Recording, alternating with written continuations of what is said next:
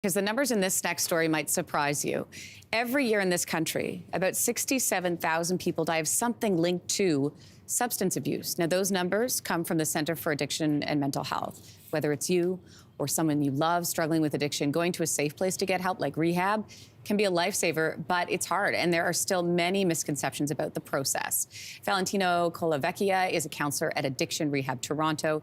He's joining us this morning. Good to meet you this morning. Good morning.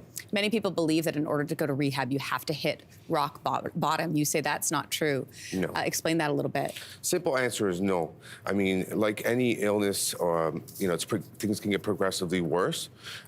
There's really no time to say, I need help, right? You can reach out for help at any time before things get worse. So that's like one of the biggest misconceptions, that someone needs to be at that rock bottom point before they reach out for help.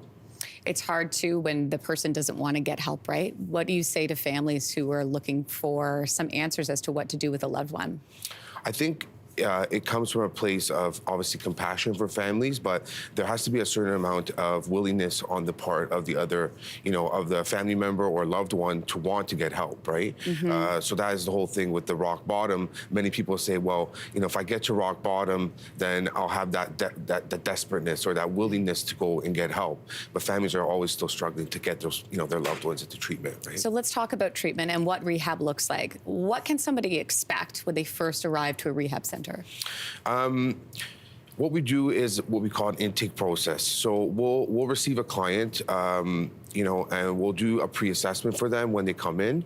And when they arrive to us, they'll meet with our clinical team and our nursing team, and we'll do a medical assessment with them. And we'll go through all the particulars of, any acute medical needs, what their DOC is and things of that nature.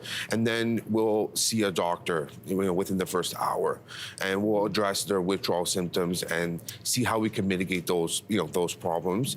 And then they'll sit with our clinical team and go through particulars of address, date of birth, all these things like that, right? Yeah, we saw on the board there, the detox process, the withdrawal process. What does that look like? It varies from individual to individual. So, we could have someone coming in who is suffering with opiate withdrawal, right? So we're mitigating those, those factors. Someone will be coming in with alcohol, withdrawal symptoms. They're coming in, we're treating them with compassion, right? Our nurses are taking care of them, making them most comfortable. Like, it's a brand new environment. So it's super important for our staff and our nurses to show the utmost compassion and care to new individuals that are coming into treatment. How long does detox take? Really, there's no number. It could be 1 day, it could be 7 days, it could be 2 weeks, right? Mm-hmm. We do what's called the COWS assessment for opiate withdrawal, and we do a CWA assessment for alcohol withdrawal symptoms.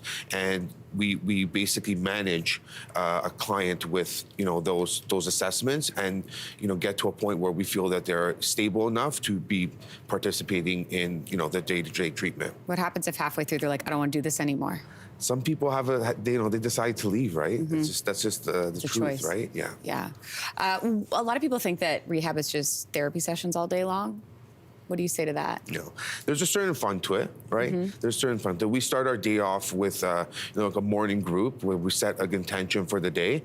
And then, we have breakfast, there are meditation classes, we do, obviously group therapy during the day. There's like other fun activities like Reiki and Muay Thai and yoga. Mm-hmm. We do karaoke on Friday nights. We do staff versus, clients activities. So there's a certain amount of fun to it. It's not just therapy all day, right? Mm-hmm. And lots of structure and routine, as I know right. is so important. Are there levels of sobriety? So what I mean by that is, can somebody who goes in to treat a drug addiction, can they still drink, let's say, when they come out, or is it dependent on the person and their level of addiction? I think it's dependent on a person and their level of addiction. We are abstinence-based. However, we're going to meet a person where they're at, right? So, we believe in client-centered care and, addressing an individual's needs, what they specifically need, right? So some people might decide that, they've dealt with, one component of their addiction, mm-hmm. and they might want to do a harm reduction approach with another part of their addiction. We believe that it's their decision to make those choices, right? It's client-centered. So it's a conversation to be had. Yeah. Somebody watching right now, they need help. What do they do? reach out. Right, reach out. It's super important to be connected. We are available. You know, we could definitely take someone, you know, within 5 hours of them calling us. Reach out, just ask for help. There are various resources online, and you know, it's all there if you want it, right? Valentino, we appreciate you walking us through this today. Thank you. Thank you. Hey, thanks for watching. If you liked this, be sure to subscribe here, or you can check out more Your Morning videos right here.